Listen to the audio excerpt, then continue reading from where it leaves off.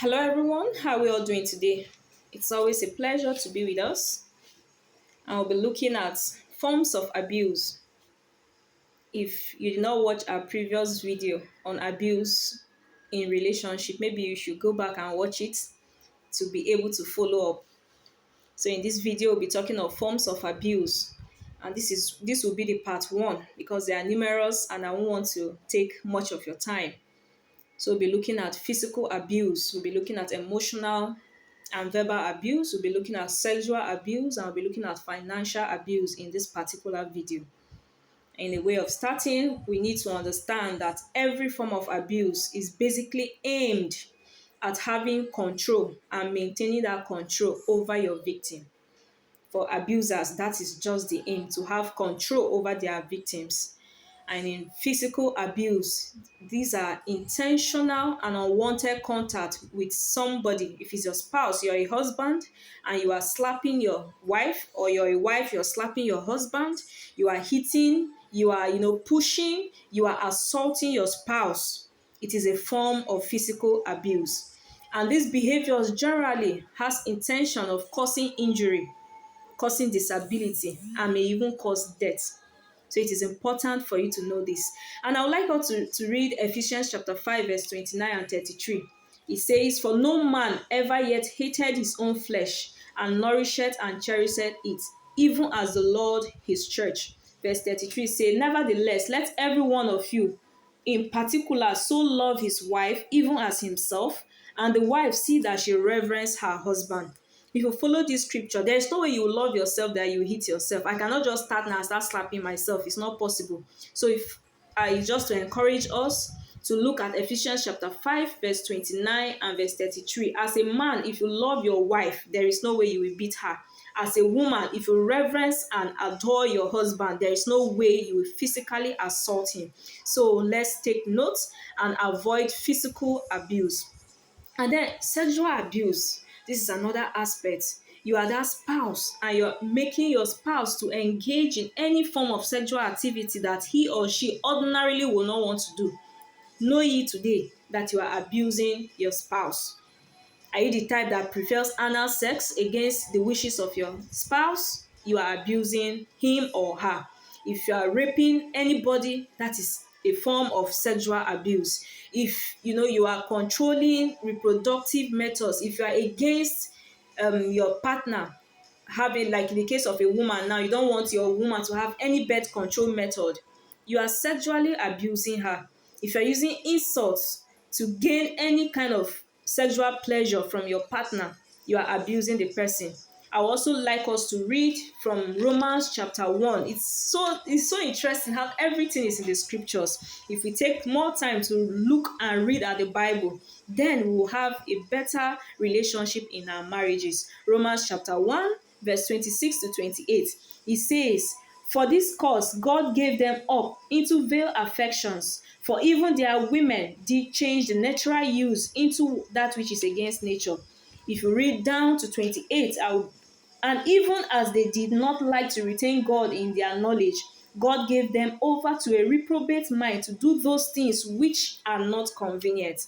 So if you are doing these things against the wishes and desires of your partner, if you're participating in violent sexual activity against the wish of your partner, if you are using anal sex or oral sex, it's just because you don't want to retain God in your knowledge and he has given you over to a reprobate mind.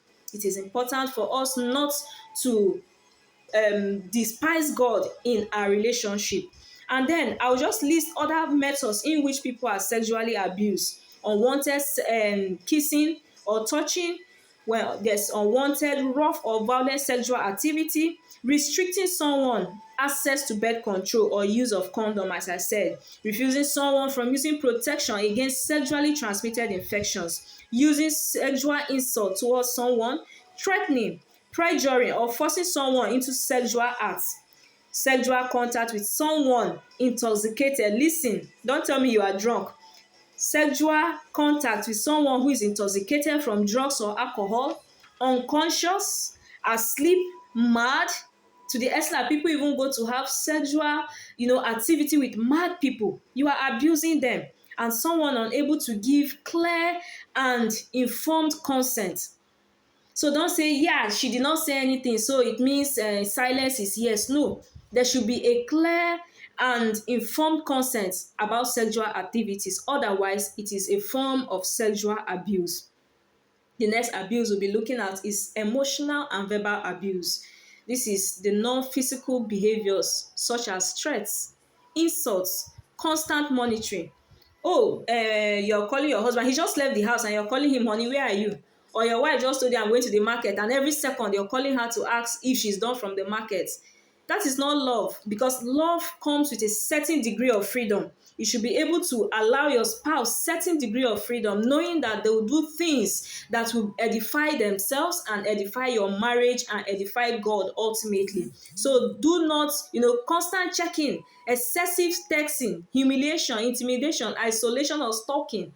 Those are all forms of emotional or verbal abuse. You keep telling her you are good for nothing. You keep telling your husband, don't you see what your mates are doing? This my fellow woman here. This is what the husband did for her. You too, you're saying, can't you see as Mrs. So and so is behaving? These are verbal abuse, and they are aimed at controlling and maintaining control over your spouse, or even demeaning them and making them feel useless. It is a form of abuse. And the last one that we'll be considering in this section, this part one, is financial abuse. And interestingly, this one it comes in a very subtle manner that sometimes people don't even know that they are being abused sexually.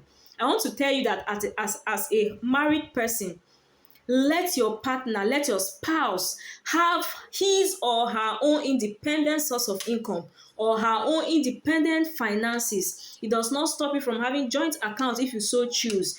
But if as a wife you cannot go out and buy, maybe you just went out and you saw suya and you feel like eating suya, but you cannot afford it except to call your husband, or as a man you cannot do anything except to call your wife, there is problem.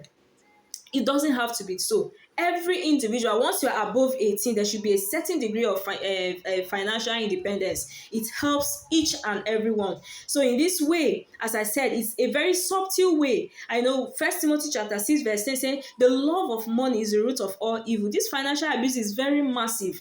When a husband says, I don't want you working now that you're giving birth to children. I don't want you working. Don't worry, I'll provide everything for you. It is not possible. If he provides everything for you, can he provide for your siblings or every other person?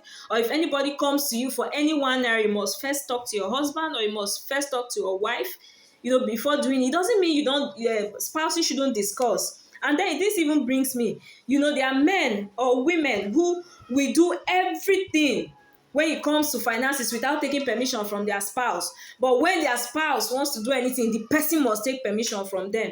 It is a form of financial abuse. So when you borrow money and you do not pay back, you people that are so good at borrowing and not paying back, that is financial abuse. When you steal money or belonging, you are abusing the person financially. And for those who are working in places where they collect people's pension and death benefits, to the detriment of those people, you are abusing them financially. It is so broad that we cannot exhaust this financial abuse, but that is just limited to that. When you are concealing information about finances, when you're limiting your spouse or the victim, so to say, from access to access to his or her finances.